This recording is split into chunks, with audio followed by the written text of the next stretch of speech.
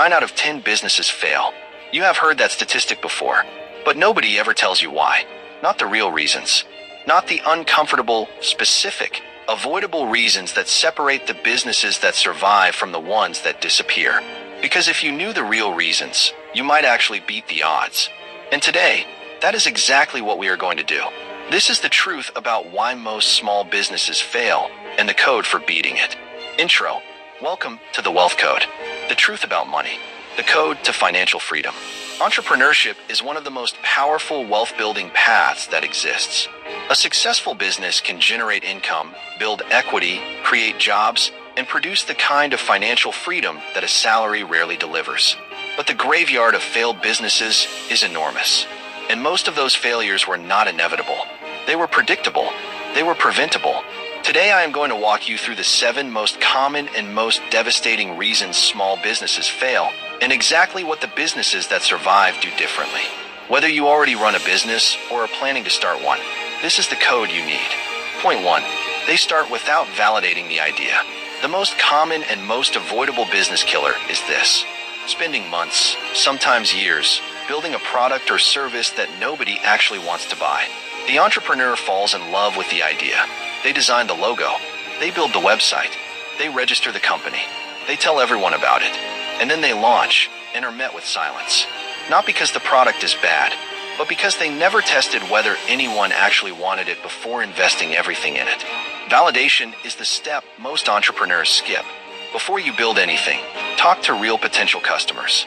Not your friends, not your family. Real strangers who fit your target market. Ask them about the problem you are solving. Ask them how they currently handle it. Ask them what they would pay for a better solution. If you cannot find 10 people willing to pay for your idea before you build it, you do not have a business yet.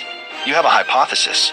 The businesses that survive validate ruthlessly before they invest heavily. They run pre-sales. They build minimum viable products. They test with small audiences before scaling. The goal is not to build the perfect product in secret and reveal it to the world. The goal is to find out what the world actually needs, and then build that. Fall in love with solving a problem, not with your solution to it. Your solution can change. The problem staying unsolved is what creates the opportunity. Point 2. They run out of cash. You can have a great product, a loyal customer base, a growing revenue line, and still go out of business. How? Cash flow. Cash flow is the oxygen of a business. Without it, everything stops. No matter how good the idea is. Most small businesses that fail do not fail because they were unprofitable. They fail because they ran out of cash before they could become profitable, or before their revenue caught up with their expenses. This is one of the most misunderstood concepts in business.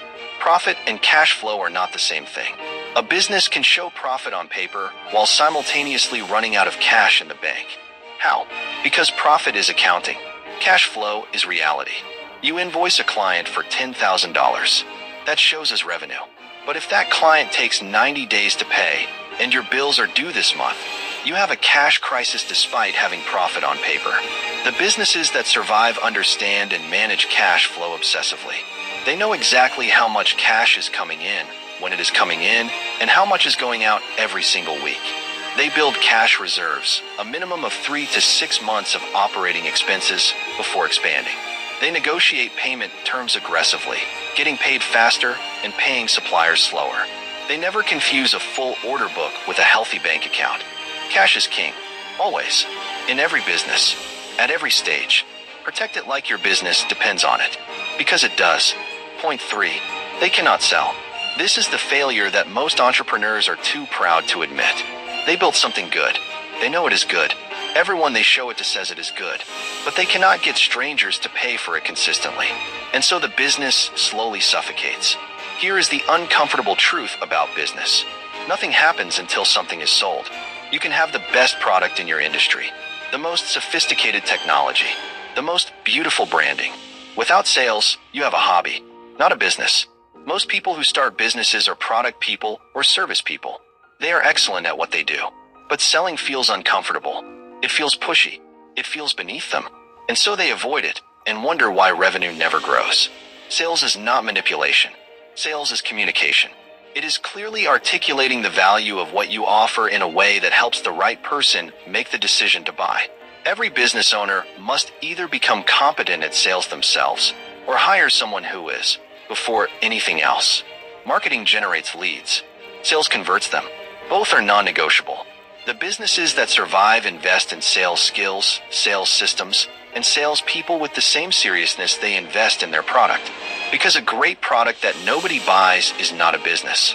It is an expensive lesson. Point 4. They try to do everything alone. The lone genius building an empire in isolation is a myth that has killed more businesses than almost any other idea. Running a business requires skills across multiple disciplines simultaneously. Product development, marketing, sales, finance, operations, customer service, legal, technology. No single human being is excellent at all of these, but many entrepreneurs try to be. They are afraid to spend money on help. They believe nobody else can do it as well as they can. They are too proud to admit what they don't know, and so they become the bottleneck of their own business. They burn out. They make expensive mistakes in areas outside their expertise. They grow slowly because everything depends on their personal bandwidth. The businesses that scale are built on teams, not individuals. This does not mean you need to hire full-time staff from day one. It means identifying your genuine strengths, the areas where you create the most value, and finding ways to get support in everything else. Freelancers, contractors, strategic partners, advisors, mentors. The modern business landscape offers more options for affordable expertise than at any point in history.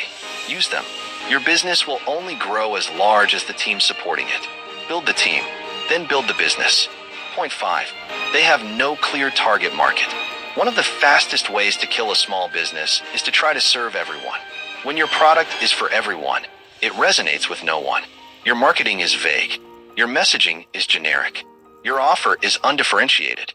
And in a world of infinite choices, vague and generic gets ignored. The businesses that dominate their categories do one thing that most struggling businesses refuse to do. They choose.